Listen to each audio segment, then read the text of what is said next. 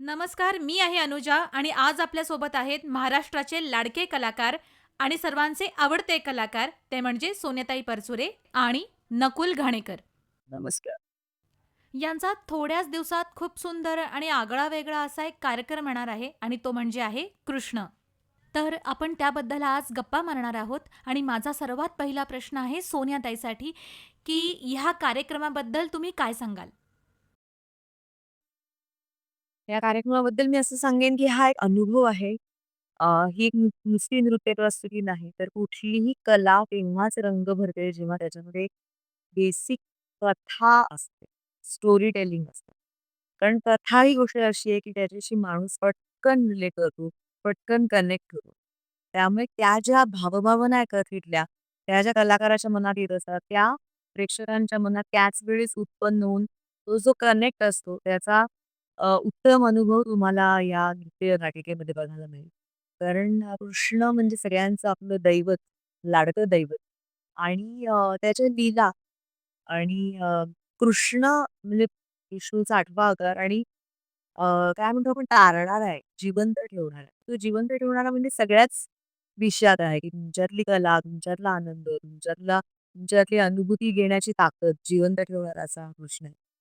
ती तुम्ही अनुभूती नक्की तुम्हाला या बागेमध्ये ही कल्पना खरं तर खूप सुंदर आहे, पण हे जाणून घ्यायला आवडेल, की ही कल्पना तुम्हाला कशी सुचली? अ, कल्पना परत मी सांगते की कल्पना ही मला नाही सुचली. माझ्या एका मैत्रिणीला सुचली, अस्मिता नार्वेकर. माझ्यावर अतिशय प्रेम आणि एक अभिनेत्री होते आणि आहे म्हणजे आणि नर्तिका, क्लासिकल डान्स दोन्ही करते हे तिला माहिती होतं. सो तिला एक कमर्शियल प्रोजेक्ट लॉन्च करायचं होतं आणि ती म्हणाली, की "व्हाय नॉट की तू का डायरेक्ट करत नाहीस? कारण तू काय डायरेक्ट करू शकतेस हे मला माहिती आहे." सो तिने माझ्यावर 100% विश्वास ठेवून 25 वर्षापूर्वी आम्ही ह्याचं प्रोडक्शन मला खूप अभिमान वाटतो या प्रोडक्शनविषयी सांगताना, की असे जवळ-जवळ 103 प्रयोग आम्ही केलेत आत्तापर्यंत. वाह! आणि असं थांबल्यासारखं वाटतं आणि जसं आता तसं सुचलं, तर ते आतच असतं आपल्या. फक्त परत-परत करायचं सुचतं. संकल्पना सुचण्यापेक्षा ते परत-परत करण्याचं सुचतं. खरंच. ते ठीक आहे. हं. आता कृष्णावर आधारित असे खूप कार्यक्रम आहेत. परंतु ह्या कार्यक्रमाचं वेगळं असं वैशिष्ट्य काय? मी बोलू इच्छितो. अ, मुळात आपण आता पाहतो, की सगळीकडे आता तर खूप नवीन म्युझिकल्स आणि असं फार काय-काय सुरू असतं. पण नृत्य नाटिका म्हणजे नृत्य आणि नाट्य, बरोबर आहे? तर शास्त्रीय नृत्य एकतर ते आधारित सुद्धा आहे शास्त्रीय संगीतावर. म्हणजे त्याचं जे संगीत आहे ते सुद्धा शास्त्रीय संगीत आहे. म्हणजे लाईट म्युझिक नाहीये. आणि त्याचे जे शब्द आहेत ते सुद्धा सूरदासांचे शब्द आहेत आणि आमचे एक माधव चिरमुले म्हणून आहेत ते लेखक आहेत. यांचं ते काव्य आहे. सो ते प्युअरली कृष्णासाठी बनवलेलं आणि कृष्णावर आधारित आहे. त्याचं संगीत शास्त्रीय आहे. आणि सोनियानी त्याची जी कोरिओग्राफी आहे ती अ, शुद्ध कथ्थकमध्ये केली आहे आणि एवढंच नाही, तर कथ्थक ही सोनियाचीच ही कल्पना आहे, तिचंच हे वाक्य आहे, की कथ्थक ही एक स्वायत्त कला आहे. म्हणजे कथ्थक हे स्वतःवरच अवलंबून आहे. ते कुठच्याही एखाद्या एक्सटर्नल फोर्सवर अवलंबून नाही. ना ते लाईट्सवर अवलंबून आहे, ना ते मागच्या स्क्रीन्सवर अवलंबून आहे, ना ते प्रॉप्सवर अवलंबून आहे, ना खरं तर ना कॉस्ट्यूम्सवर. ते फक्त मुद्राभिनयावर अवलंबून आहे. म्हणजे मुद्रा बदलली, की त्याचा विषय बदलतो आणि त्याचं सांगणं बदलतं. आणि ही जी त्याची ताकद आहे, ती ताकद सोन्याने ओळखली आणि त्या ताकदीने त्याची कोरिओग्राफी सोन्याने केली. आणि म्हणून मला असं वाटतं, की हे त्याचं वेगळेपण आहे आणि हे वेगळेपण मी तरी माझ्या उभ्या आयुष्यात जगभर फिरलोय. मी 15 ते 20 देश बघितलेत. मी सगळीकडे अनेक म्युझिकल्स बघितलेत. भारतात बघितलेत. मी असं कुठेच काही बघितलं नाही आणि हे आमचं प्रोडक्शन आहे म्हणून मी नाही म्हणत आहे. हे नाहीच बघायला मिळत. कारण प्युअर हल्ली खूप कमी आपण पाहतो आणि खरंय. प्युअरकडे जाणारी म्हणजे अट्रॅक्ट होणारी लोकं अनफॉर्च्युनेटली, फॉर्च्युनेटली कमी दिसतात. असतात खूप ते. जेव्हा ते त्यांना भिडतं तेव्हा ते अट्रॅक्ट होतातच. पण आपल्याला ती अपअरंटली कमी दिसतात. पण हे प्युअर आहे आणि फक्त नृत्यावर आधारित आहे आणि पूर्ण स्टोरी पुढे जेव्हा जाते, तेव्हा आपल्याला ना लाईट्स दिसतात, ना त्याची काही ग्रेट प्रकाश योजना, ना सेट्स, ना काही एक्सटर्नल काही. फक्त नृत्य दिसतं. कॅरेक्टर्स उभी राहतात. स्टोरी पुढे जाते आणि संगीतातनं आणि त्याच्या निवेदनातनं audience gets transferred to another world. वाह! हा जो सगळा त्याचा म्हणजे खरंच त्याचं नाव एक अनोखा नृत्याविष्कार असंच लावलेलं नाहीये. तर खरंच एक अनोखा नृत्याविष्कार आहे. जे मी तुला सांगतो तू कुठेच बघितलं नसशील आणि बहुतेक ह्याच्यानंतर कुठे बघणार नाहीस. I I bet you. I promise that is that. आता जसं तू म्हणालास, की त्याच्यामध्ये कथानक आहे. तर याची प्रॅक्टिस करताना असा कुठला एखादा प्रसंग होता, की ज्याची प्रॅक्टिस करताना तुम्हाला एक वेगळा अनुभव आला किंवा काही चॅलेंजिंग वाटला? कृष्ण म्हणजे मी जेव्हा कृष्णासाठी रिहर्सल सुरू केल्या, तेव्हा मी माझं एम-एस-सी जस्ट कंप्लीट करत होतो. मी पोस्ट ग्रॅज्युएशन करत होतो आणि पहिलं जे गाणं कृष्णाचं आम्ही बसवायला घेतलं, सोनियानी आमचं जे बसवायला घेतलं, ते होतं अक्रूर, हे अक्रूर मत बन क्रूर.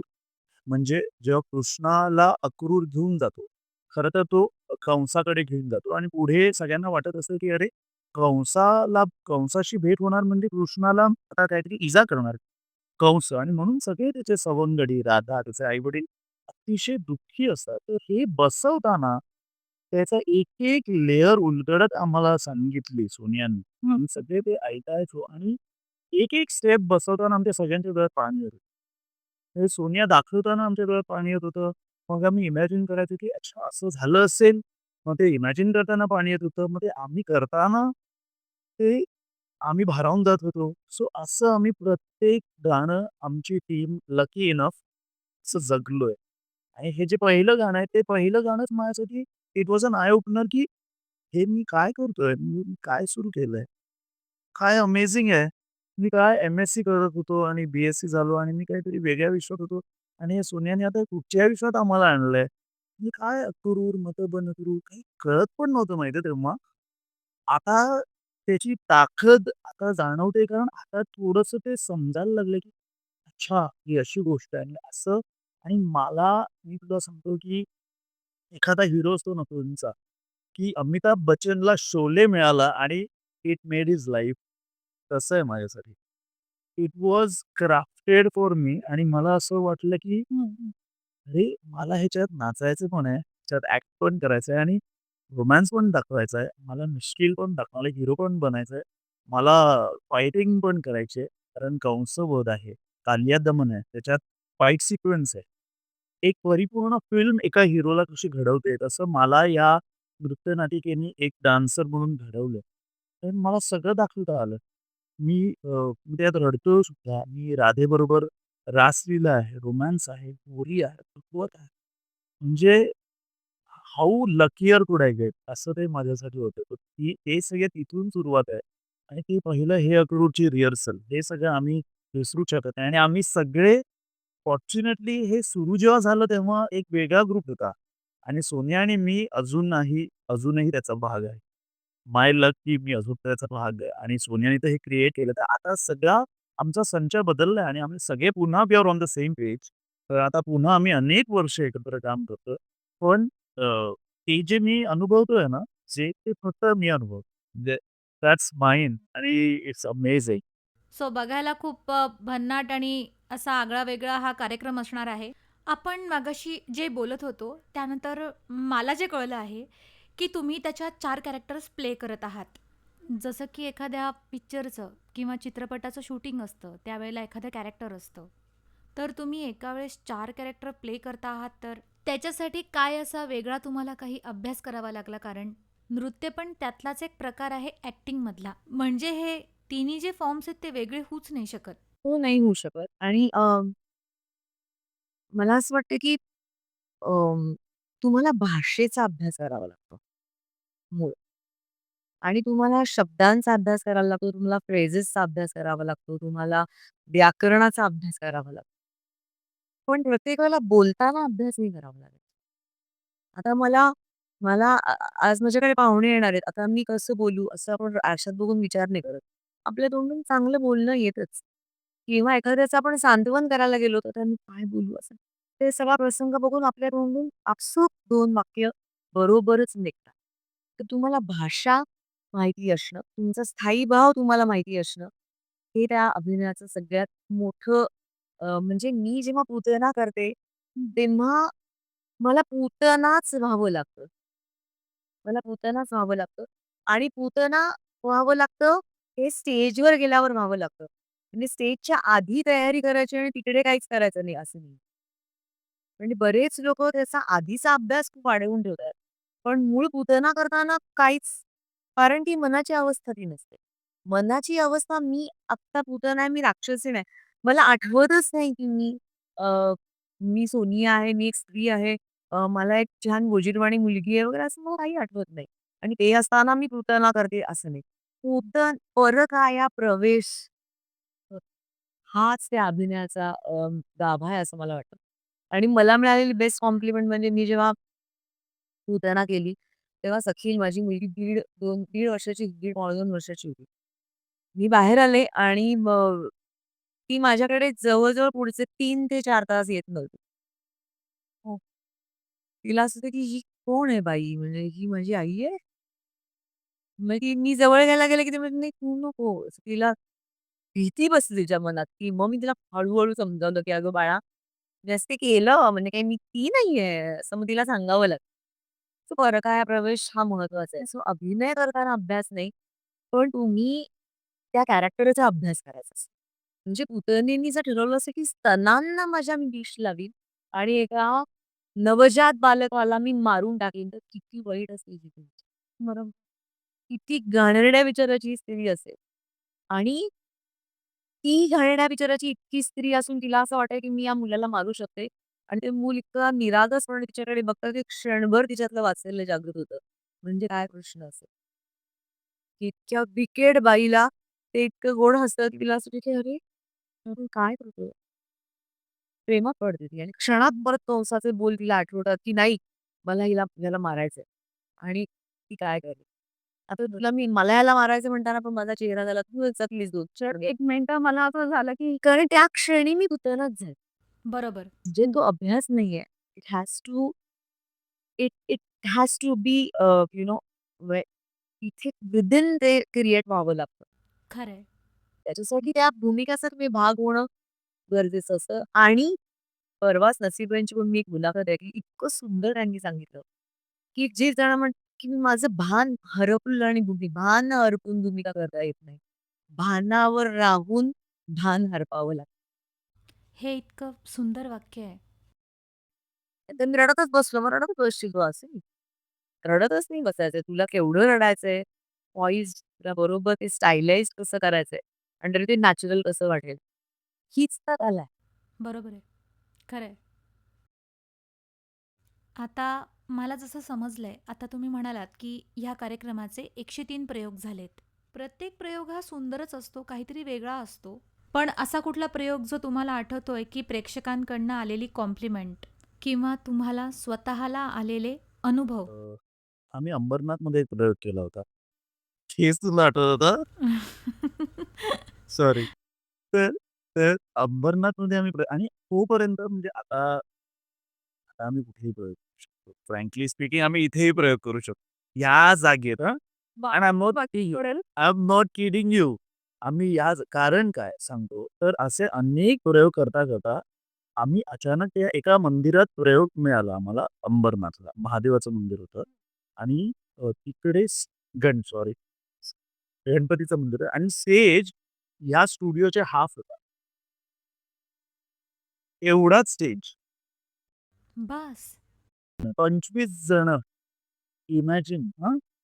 तर तुला सांगतो ऑडियन्स, कमाल ऑडियन्स, कमाल ऑडियन्स. म्हणजे पुन्हा एकदा त्या ओपनिंग फ्रेमपासून शेवटपर्यंत ऑडियन्सनी हल्ला केला आणि आम्ही अर्धा प्रयोग खाली केला स्टेजच्या आणि अर्धा प्रयोग वर केला. असे आम्ही नाचत होतो.